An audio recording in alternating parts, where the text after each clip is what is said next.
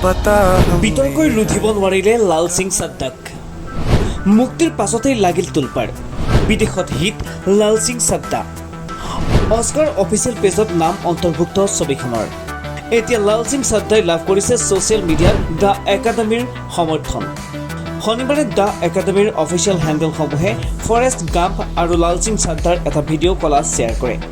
the একাডেমীৰ এই পদক্ষেপে নেটিজেনসকলৰ পৰা মিশ্ৰিত সঁহাৰি লাভ কৰিছে কিয়নো ছ'চিয়েল মিডিয়াত ইউজাৰসকলৰ এটা অংশই দ্য একাডেমীক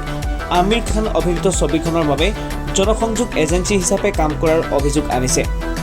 অস্কাৰ বিজয়ী মূল ছবি ফৰেষ্ট গাম্পৰ ভাৰতীয় অভিযোজনে কেনেকৈ পুনৰ পূৰ্বৰ ছবিখনৰ যাদুৰ সৃষ্টি কৰিছে তাৰ এক আভাস দিবলৈ ছ'চিয়েল মিডিয়াত শ্বেয়াৰ কৰিছে কলাজ কৰা ভিডিঅ'টি ইফালে বক্স অফিচত ছবিখনৰ প্ৰদৰ্শনৰ কথা ক'বলৈ গ'লে খানৰ চিনেমাখনে ভাৰতীয় বক্স অফিচত মুক্তিৰ প্ৰথম দিনা 12 কোটি টকা আৰু দ্বিতীয় দিনা 7.26 কোটি টকা অৰ্জন কৰিছে ইফালে আপুনি জানি আচৰিত হ'ব যে স্বদেশত আমিৰৰ ছবিখনৰ যিমান বিৰোধিতা কৰা হৈছে বিদেশত কিন্তু ওলোটাই ইয়াৰ যথেষ্ট প্ৰশংসাহে কৰা হৈছে ভাৰতীয় বক্স অফিচত ভাল প্ৰদৰ্শন নকৰিলেও উপাৰ্জনৰ ক্ষেত্ৰত লাল সিং চাড্ডাই বিদেশত যথেষ্ট ভাল প্ৰদৰ্শন কৰিছে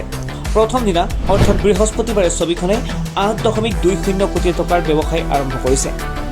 দ্বিতীয় দিনা 13.40 কোটি টকা তৃতীয় দিনা 9.40 কোটি টকা আৰু চতুৰ্থ দিনা ছবিখনে প্ৰায় 13.25 কোটি টকা উপাৰ্জন কৰিবলৈ সক্ষম হৈছে